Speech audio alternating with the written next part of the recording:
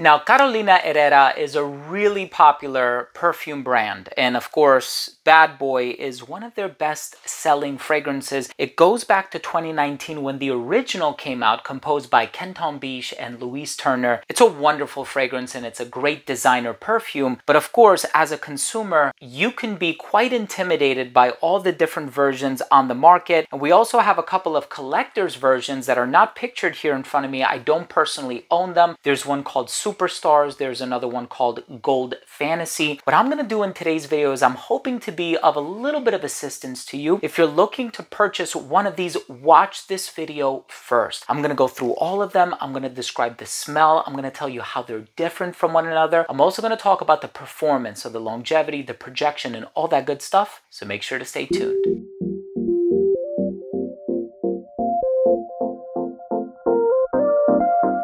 Now, before I begin today's episode and I give you my comparison of every single Bad Boy fragrance that Carolina Herrera has ever released, I'm going to let you know what is the difference among them, which one do I think you should purchase, which one is my personal favorite, how do they stack up against one another, so on and so forth. But I do want to first start the video off by saying that if you're a fan of these types of videos, fragrance reviews, comparisons, top 10 lists, giveaways, unboxings, special guest interviews, and so much more, please do consider supporting the channel by subscribing to it. Hit the bell icon and give this video a thumbs up if you took something of value from today's episode. Now, as you can see, I went out and I purchased every single one of them. Well, there is the Superstars version, which was in the white bottle. That one came out in 2021. And of course, you had Gold Fantasy, which I think came out just a year ago or something like that. And they did not release a fragrance in the year 2020. But those two collector's versions, I'm under the impression that they just smell like the original. So I'm not going to talk about them. If you're interested in picking them up, by all means, please do your thing. We have the original Bad Boy, which came out in 2019. A couple of years later in 2021,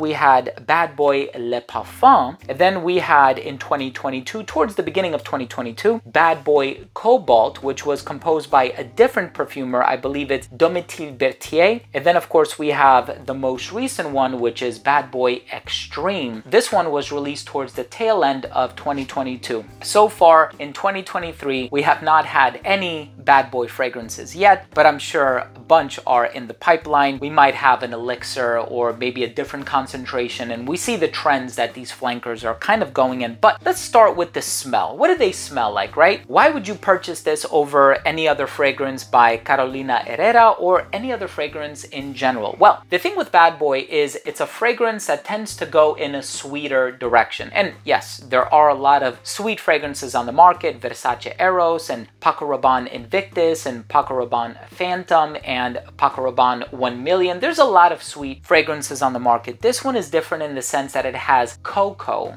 or cacao. So it has a bit of like this powdery chocolate vibe to it alongside tonka bean, which is a bit on the sweet side as well. And there are some aromatic components. So I'm talking about clary sage. They kind of give it this sort of modern masculine quality. And of course, there's a little bit of citrus in the opening, but it's quite diffusive and it's not going to shape the majority of the personality of this fragrance. So the cacao or the cocoa, that chocolatey vibe is really what we're dealing with when it comes to Bad Boy. And that's why you would buy this over Phantom, which is more about the vanilla, which is why you would buy this over 1 Million, which is more about that rosy cinnamon. This is more about the chocolate or the cocoa, right? So the original Bad Boy, it has that powdery cocoa, the tonka bean, so on and so forth with Le Parfum, which came out a couple of years later. This one incorporates, it's quite interesting, leather, cannabis, and grapefruit. So you do have this opening that is rather green, and let's just say that you don't want to be wearing this fragrance if you get pulled over by a cop. This one is definitely the most daring one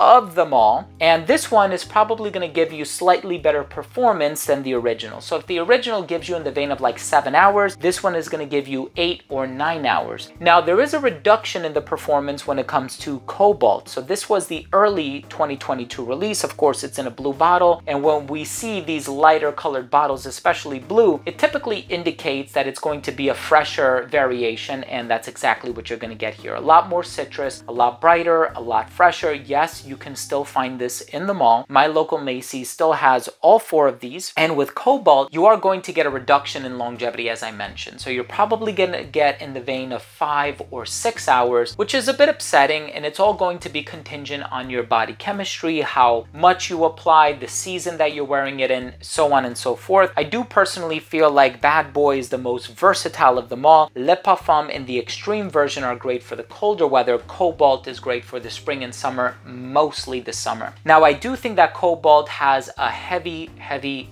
dose of tonka bean, and it does get compared to Invictus Legend by Paco Rabanne. So if that gives you an idea of the type of direction it's going to go in, by all means, I think you should go with Cobalt if you're looking for the freshest version of them all, as long as you don't mind settling for a reduction in hours as far as the longevity is concerned. I do think that in terms of complement factor, the original and the Cobalt version are probably the ones that are going to give you the most compliments, but I think Cobalt is probably the king of compliments, just because of the freshness, the mass appeal nature of it, so on and so forth. Now, we do have the extreme version. I love this bottle, the gold on the bottom transitioning into the black at the top. I think the presentation is quite wonderful. You know what a lot of people say, the lightning bolt is a little bit kitschy for a lot of people, but I do think that at the end of the day, and I know I've said this phrase a lot of times on my channel, is the juice inside that counts. So here you do have the extreme version. The extreme version has this Indonesian patchouli leaf ingredient, if I remember correctly. And it's interesting because I think this does what Cobalt was supposed to do. Cobalt was supposed to have plum and truffle and all of these really unique ingredients. Well, extreme version also has plum in it, and you can smell it. It's thick, it's juicy, it's syrupy, it's resinous. You have this added warmth to it, the patchouli, the vetiver. It is an amazing fragrance and my favorite. Now, the original is the most versatile. I gotta give it to the original for that. Cobalt is the compliment getter. I have to give it to that. Performance-wise, I think the Extreme and the Le Parfum are kind of along that same level. You're gonna get maybe like, I don't know, like 8, 9, 10 hours. It depends on your skin chemistry, of course. In terms of the complexity of the aroma, my personal favorite, the one that piques my interest the most, where I'm smelling it and I'm like, this stuff is amazing, is the Extreme version. I think there's a bit of a simplicity as far as the original is concerned, and I'm hoping that reformulations are not in the pipeline or anything like that. That tends to happen to a lot of really good designer fragrances, and of course, by good, it's all subjective. It's a matter of your personal taste, but I hope that this line doesn't fall prey or victim to any possible or potential reformulations in the future. But what I'm going to say is that my personal favorite is the Extreme version. The Le Parfum is the most daring one, it's the most edgy one, but I think because of the nature of a lot of the ingredients that are in it, it's probably going to be the hardest one to wear. But again, Cobalt is a compliment getter. The original has the versatility, the performance and the complexity of the Extreme are unmatched. Listen, I'm hoping that I was able to help you somewhat as a consumer. If you're in a Macy's or any department store that happens to be carrying the Bad Boy fragrances by Carolina Herrera, I'm hoping that this video was somewhat insightful for you and that you can take away something of value from this video, knowing that, okay, I know I want to buy one. I think the bottle is pretty cool. I've heard a lot about it. I read some reviews. Time for me to finally add one to my collection. I'm hoping this video was insightful for you in some way. Drop your comments below.